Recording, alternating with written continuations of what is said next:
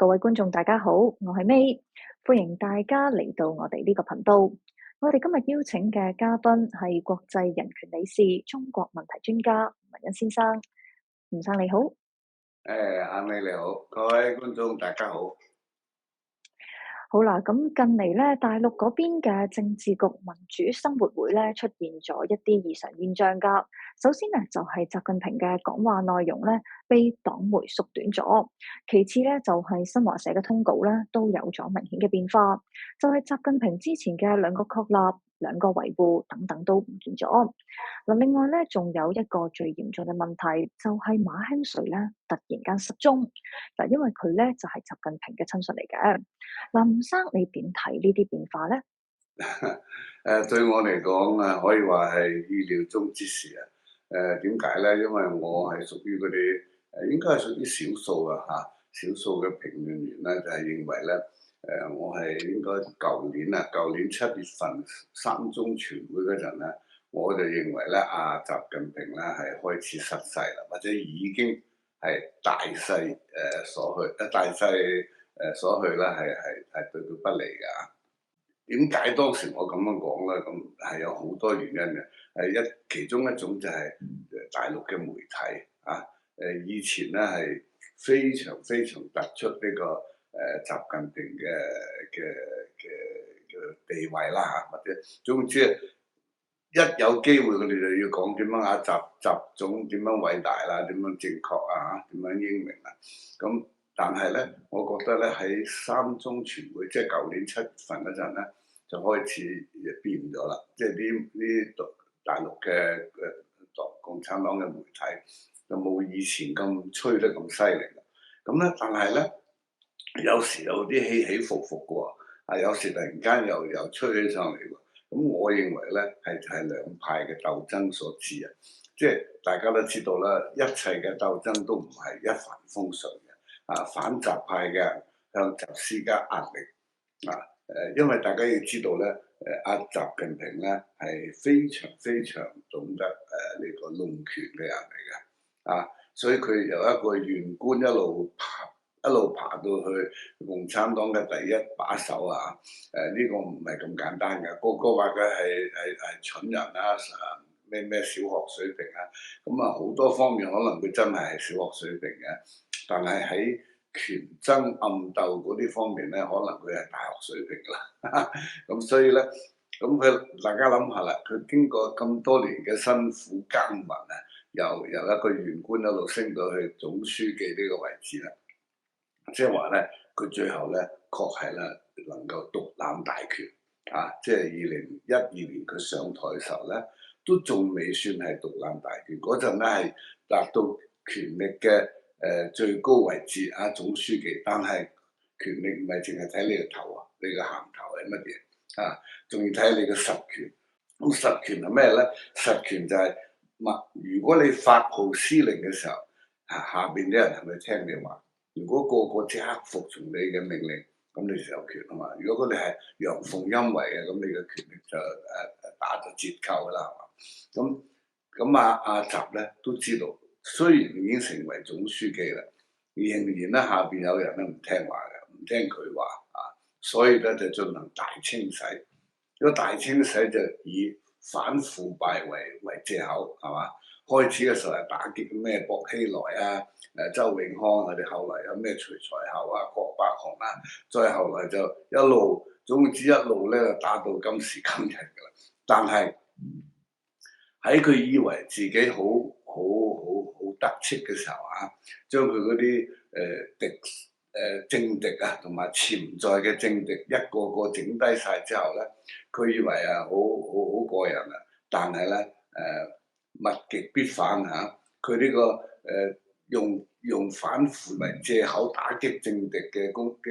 成個呢個行動咧，最後啊變成好呢個極端。點樣極端啦？嗱，我同大家講，即係你打擊阿江澤民嗰一派嘅人咧，仲係問題唔算太極端。當佢整低晒阿江澤民嗰個，即係阿江派嗰啲人咧，譬如薄熙來啊、周永康啊，嗰啲係江派嘅，呢個徐才厚啊、郭伯雄啊嗰啲係。但係後來佢又開始咧打擊呢個團派嘅，呢個係佢一個失策嚟嘅啊。但係佢亦都唔可以怪佢，因為點解咧？佢淨係要想權力獨攬大權啊嘛。咁江派啲人俾佢整低晒之後啊，即係冇完全消滅江派，但係咧基本上可以話江派已經係又係大勢已去啦，係嘛？咁咧，其實咧佢應該如果佢係聰明嘅話咧，佢應該係同團派嘅人咧大家一齊合作啊，去繼續做佢嗰啲蠢事啦。但係咧，一個權力欲瘋狂強大嘅人咧，係唔會咁樣諗嘅。佢一定要保證到佢真係獨攬大權，呢個獨字好緊要㗎啊！咁所以佢唔願意同任何人分享權力嘅。咁當時啊，打低咗阿江派之後咧，仲有一派，即係原本係一個比較弱嘅一派，就係所謂團派，即係話咧呢度呢一派嗰啲人咧，啲頭目咧來自呢個共青團嘅，咁就係邊個胡錦濤、李克強呢啲啊，甚至溫家寶都係屬於嗰一派啊。呢啲所謂團派，咁團派咧曾經啊係幫過習近平去打擊江派嘅，因為胡錦濤其實係好鬼嬲江派嘅，好鬼嬲江澤民，因為佢雖然做咗10年嘅總書記啊，但係咧江澤民咧係垂簾聽政喺後邊督鬼住佢嘅係嘛，所以其實咧邊個胡錦濤咧同埋其他團派嘅人咧，本來係非常願意同阿習合作嘅，去打擊嘅江派，亦都當時都係咁做咗。咁所以最後咧，阿習近平就成功咁整低咗江派，但係呢個習近平係唔識得感恩共產黨係從來唔識得感恩㗎，大家要記住啊！同佢哋講咩？佢哋需要你幫手嘅時候咧，佢就會講到天花亂墜咁好聽嘅啊！當你幫佢做成功之後咧，佢睬都唔睬你。有時唔單單唔睬你，如果佢認為你都係一個潛在嘅敵人啊，咁佢就開始對你整你啦啊！咁團派啲人咧就係咁樣嘅一種經歷啦。所以當佢打低咗呢個江派之後，佢就開始對團派落手啦啊！咁胡錦濤咧被排斥，咁大家都知道啦，全世界聞名全球嘅習近平下命令俾嗰啲保鏢要將胡錦濤喺20大嗰度直情用暴力架空出場啊！即係佢架出呢個議會，即係共產黨歷史上亦都係人類政治史上非常罕見嘅一幕啊！咁呢啲就係共產黨嘅本色啊！完全即係點解有啲人話嗰啲黑社會有時係仲好過共產黨咧？就因為黑社會咧雖然做好多壞事，但係咧佢哋黑社會之間咧係講個義氣嘅。你幫過我嘅咁我就肯定咧唔會整你嘅你因為你幫過我啊嘛，佢哋仲識得啲感恩嘅道理但係共產黨人咧連呢種咁嘅最基本嘅道德觀念都冇嘅，佢係最叻嘅係忘恩負義嘅，咁習近平又係啦，忘恩負義將曾經幫佢打擊江澤民嗰一派嘅胡錦濤咧就架空出場啦，好啦。咁唔單單係咁喎，胡錦濤離開會場嘅時候，之前咧，仲經過李克強後邊，就用手輕輕咁拍一拍李克強嘅肩膀。我成日都話呢一拍害死李克強。當然啦，唔係胡錦濤真係想害李克強，啱啱相反。但係客觀上咧，習近平睇到咧，哇死啦！原來佢咁樣拍一拍佢肩膀，佢嘅意思即係話，喂！李克強而家靠你㗎啦你條衰仔連我都抬出場而家靠你㗎啦。咁所以咧邊個習近平咧就好鬼擔心李克強咧會東山復出雖然李克強已經唔再係總理啦，已經退咗落嚟嘅，一樣將佢置於死地咁大家都知道李克強突然間心臟病死呢個係我係99%肯定咧係避心臟病嘅。咁嗱，講到呢度咧就係、講到今日啦。咁所以由於佢咁樣對付啲團派嘅，好多團派嘅人係非常憎恨呢、個習近平嘅。好多人係想為胡錦濤李克強哋咧報一箭之仇呢啲係黑幫內鬥嘅典型嘅表現啦。咁唔單單係咁啊，另外咧好多官員俾習近平炒魷魚嘅，佢哋條氣唔順嘅，因為佢哋知道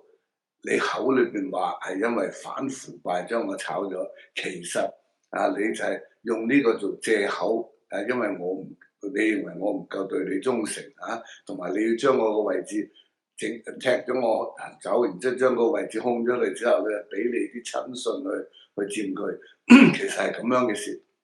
所以好多共產黨嘅官員咧都係對習不滿嘅。咁而家咧由舊年呢個三中全會，舊年即係1年半前咧，反習派嘅人開始咧越嚟越秘密聚集、秘密聯繫，然之後形成一種非正式嘅秘密嘅反習派。咁呢啲反習派咧因為習係好獨攬大權啊嘛，你諗下啦佢乜嘢權喺晒頭上，成個政治局嘅人基本上都係佢嘅人，就唔使講政治局常委啦，更加個都係習家軍嘅親信嚟嘅。所以咧，啲反習派人要好小心。所以點解呢一場反習鬥爭反習運動咧，大家好多人唔同意我嘅睇法啦，因為睇唔到，因為係暗鬥唔係明爭但係我認為咧係好明，對我嚟講係好明顯嘅。由舊年7月份開始就一直向佢施壓力步步進逼最明顯嘅例子就係軍隊裏邊啦，因為軍隊咧大家都知道共產黨人個個好重視暴力㗎嘛，係嘛？佢哋係崇拜暴力嘅人，所以你要奪權，你就首先要奪軍權。咁我諗軍權咧早就已經係落喺呢個張又俠同埋喺張又俠背後嘅溫家寶同胡錦濤手上。咁而家咧係最近呢1年來咧就好多嗰啲清洗啦，唔係習嘅清洗，係反習派清洗。好多人唔同意，不過冇所謂嘅，大家可以有唔同意見咁最明顯就係上幾個月啦，9月份咧就話呢個四中全會，我11月份都唔記得，11月初㗎。四中全會開之前3日突然間9個上將，軍隊裏面嘅9個上將全個中國大陸只有好似50個上將咁9個一齊被炒魷魚，全部都係反黨乜鬼嘢咩組織團伙嗰啲咁嘅莫須有嘅罪啦。咁呢啲人咧被炒嘅咧9個人咧全部係習近平嘅親信嚟嘅，習家軍嘅人嚟嘅。咁對我嚟講就好明顯係反習派嘅人咧，目前咧仲未想將習近平直接推倒亦都認為唔需要。而佢哋嘅戰略係咩啊？將習近平嘅權力基礎，即係話習近平嗰啲馬仔一個個鋸斷咗先係鋸斷佢軍中嘅馬仔。咁而家開始咧都會鋸斷佢文官中嘅馬仔啦。咁呢個馬興瑞啦就係馬興瑞就係典型嘅例子。馬興瑞唔單係習近平嘅親信，佢亦都同呢個習近平個老婆彭麗媛關係非常好嘅，即係兩家人係即係佢哋即係做人就係咁噶啦，風水輪流轉啊嘛，係嘛？即係好似秦剛咁樣。即係個前外交部長秦剛同秦剛嘅老婆咧，係同習近平同彭麗媛做咗老友。佢哋當時肯定係好鬼高興嘅好鬼高興我哋嘅